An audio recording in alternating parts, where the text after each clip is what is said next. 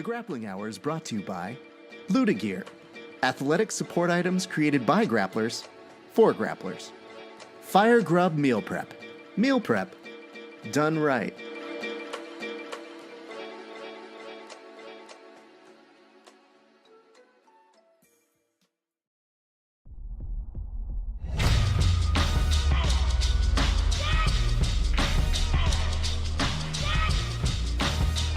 Yeah. Check it out.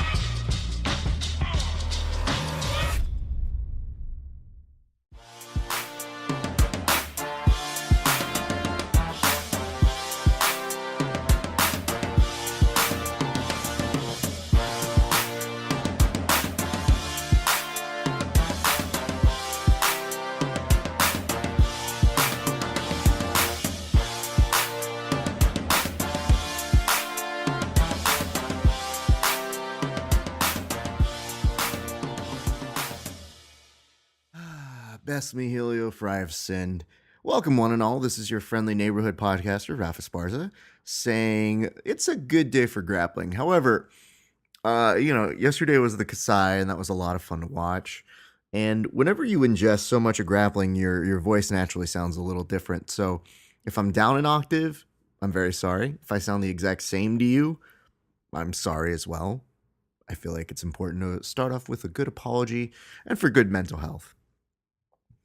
There's an interesting phenomenon when we talk about the way that people find their grappling game.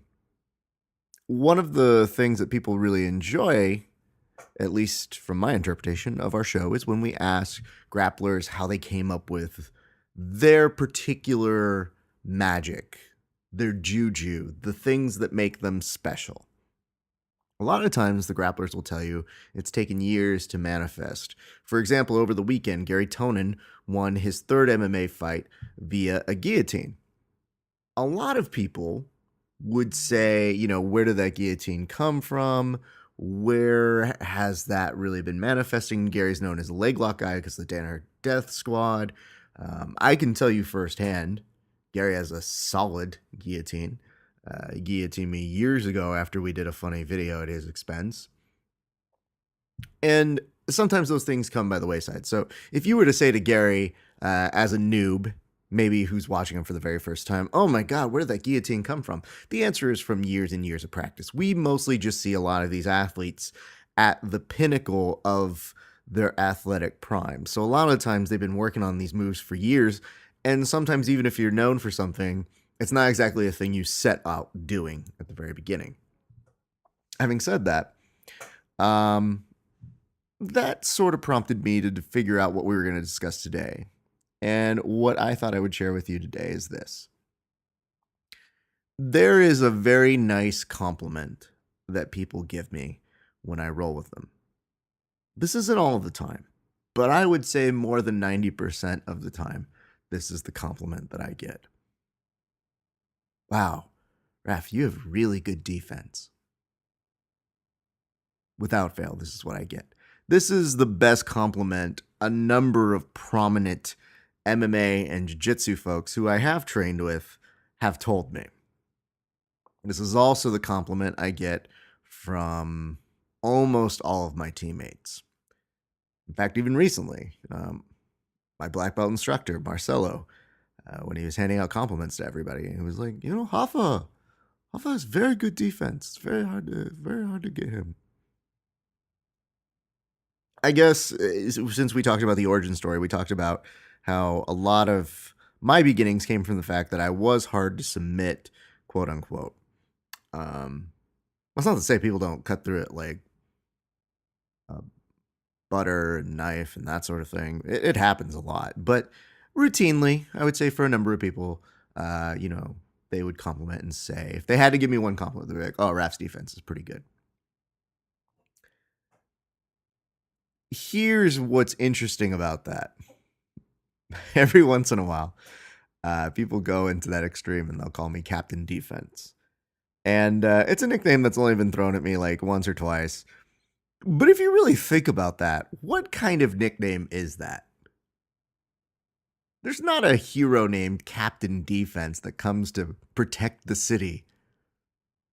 And in a sport where you're trying to get offensive positions and be highly, highly effective in your ability to submit people, Captain Defense and even the compliment can sometimes be somewhat dubious in nature.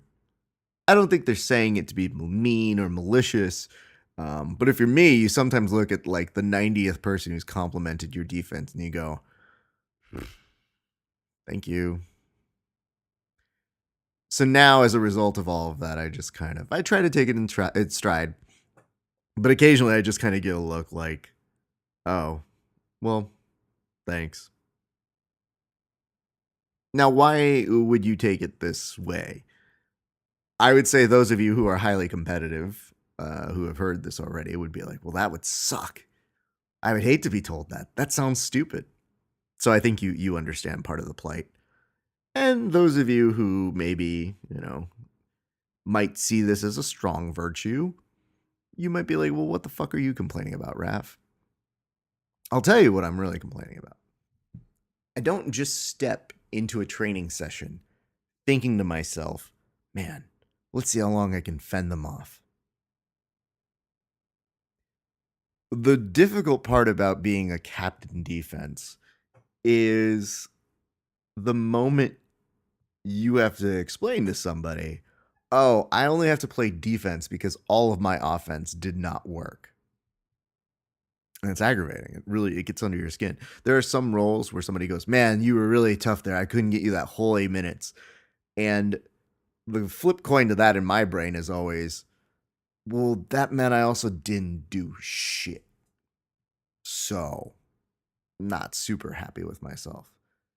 And it's a fun party trick, It's also the criticism I would think a lot of people levy at submission-only people, which is they'll let themselves be put into bad positions so that they can then spring those last-minute pop-up submissions or leg attacks that just come out of nowhere, and that it doesn't seem right that somebody who's on the defensive side, if you would be able to go ahead and provide a series of offensive attacks. They're not pushing the action, which is difficult because I, from my perspective, like to think, hey, well, I mean, if you didn't submit me, then did you really ever grapple? I don't know. I always think to myself, the submission is always the pure thing that we're all looking for. And I think it's important to acknowledge those who might be called points fighters have a very, very solid ability to get to solid positions. Yesterday, you saw it at Kasai. Even when people weren't getting submissions, there were a lot of really solid positionary moments that they were able to get. It's just hard to capitalize on. And sometimes that makes for kind of a boring experience. With all of this in mind, though, what I try to do with something that I get really angry about my own self on is I say, you know what, I can use this to my benefit and to other people's benefits. So whenever I'm helping to train with people or they got a big tournament coming up, it does become a resource for individuals who I know are going to be competing. Because if they feel that they're getting me or submitting me a whole bunch, then it's like, oh, well, I'm able to crack the code. So it does become a useful tool. So I've tried to find something that makes me very aggravated and turn it into a positive for both myself and my team. And really, I think that's the kind of training partner I would want if I were them. But what's really stupid? We're in this era of the Joe Rogan podcast, aka Male Oprah, where everybody's talking about Sober October and everybody's really excited about it. I really personally don't care. I think it's great that they're doing individually. I just find it a little weird of a cult that happens where people are going, did you hear what happened at Sober October? And I was like, I'm sure it was a very funny episode. I think you guys probably loved it. Not interested. I think it has great health benefits for them. However, the Joe Rogan podcast is the biggest podcast there is right now in the world of jiu-jitsu and MMA especially. So I thought, why don't I make my own challenge to myself? And if you guys want to play along, that's perfectly fine. But again, I'm not trying to, flex on some influence here. I'm just literally telling you what I am going to do for November. And what I have come up with is no defense November. I do this occasionally where I'll say to myself, all right, Raf, don't allow yourself to go to your defensive background. Fight to get out of the position, even if it means taking yourself out of your comfort zone, put yourself into a little bit of danger so that way, you're essentially trying to get out of it and that you don't reside in it. Because one of the weaknesses of having a good defense or starting to believe it is, you then just kind of accept the position. You go, all right, try and submit me. I think it's fine as a fun party trick to do every once in a while, but it's not something I really want to hang my hat on for jiu-jitsu. So that's what I'm doing. No defense November.